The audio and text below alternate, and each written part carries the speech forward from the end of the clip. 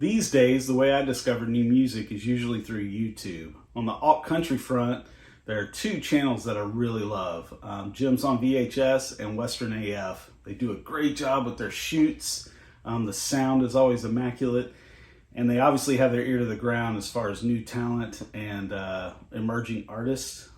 These days, the right clip by a performer can launch a career. YouTube can really be a career maker. Back in 2017, a brewery out of Saskatoon had a music series, and they featured a young kid by the name of Colter doing 3 songs.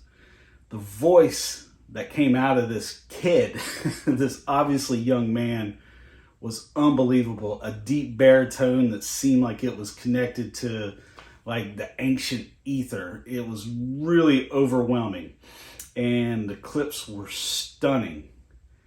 As of this post, those 3 clips of the songs written by Colter and performed by Colter have over 50 million views.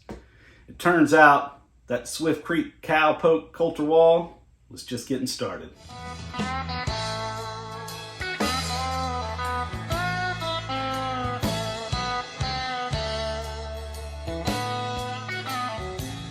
When I first saw those aforementioned clips, word was already out that Colter was going to be releasing a new album called Songs of the Plains.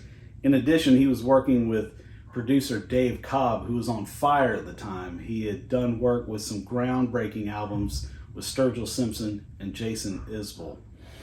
When I first saw the cover art for Songs of the Plains, I was motivated to go vinyl.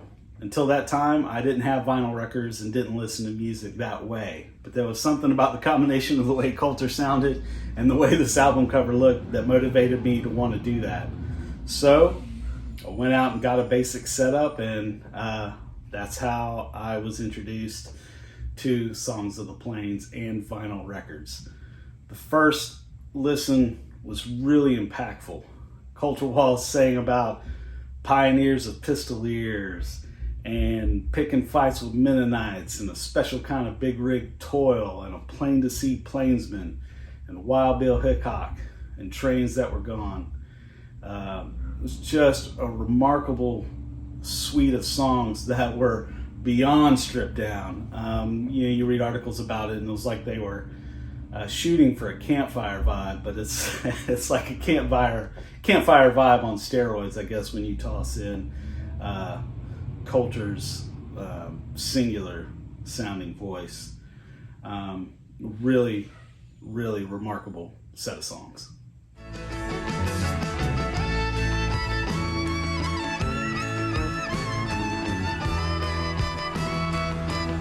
The song I'd like to single out from Songs of the Plains is Saskatchewan in 1881.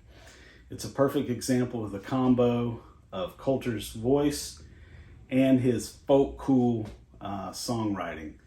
He's got so many great couplets in the song. Don't go picking fights with no Mennonites. I've been living off an ice cold rainbow stew.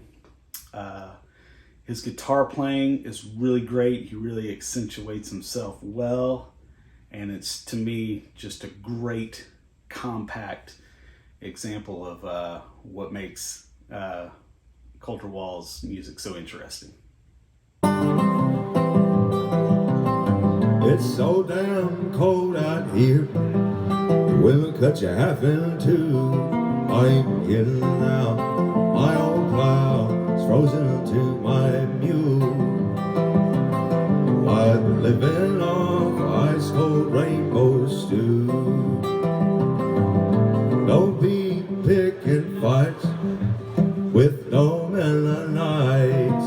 Don't be raising cane while they're planting grain. We're working through the night. Well, they're gonna let you know if you ain't acting right.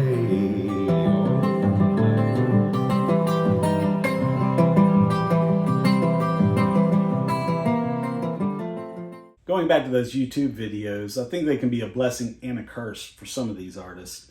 Man, if I had a dime for every time I've heard someone bellyache that Colter doesn't sound like he did then with those clips that launched his fame, I'd be a rich man.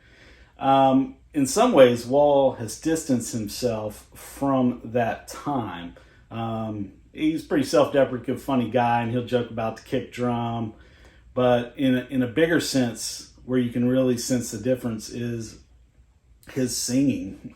He's growing in his vocals, and back then, I'm no vocal expert, but he was really swallowing his voice to get that deep drawl, and he's learning how to move beyond that, and which to me is really interesting. I really like where he's going.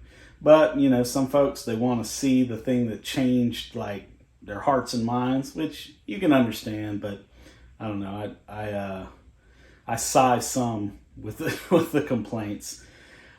Speaking of seeing Colter live, I had the great fortune of attending my first show at the Ryman to see Colter Wall. The folks in his camp are great, and he had a fan club online, which, being the dork I am, I was a member of. And after being requested by some members, they did an early release of those tickets. And I was fortunate enough to get 2 front row tickets for myself and my wife. And we had the greatest time. It wasn't the first time I've seen Colter, but like I said, it was my first time at the Ryman. And it was just a fantastic experience. One of the funny things is, if I recall, it was his first time headlining. I believe he'd played there before, but it was his first time. He was the dude at the show, and so he had a lot of family and friends there, and they were cutting up. They were having a good old time. I even got to meet his dad. He saw this hat as a fan club hat, actually, and so he came up and introduced himself and shook my hand, and it was a full deal, man. He had the cowboy hat on and everything. And that was just an awesome experience.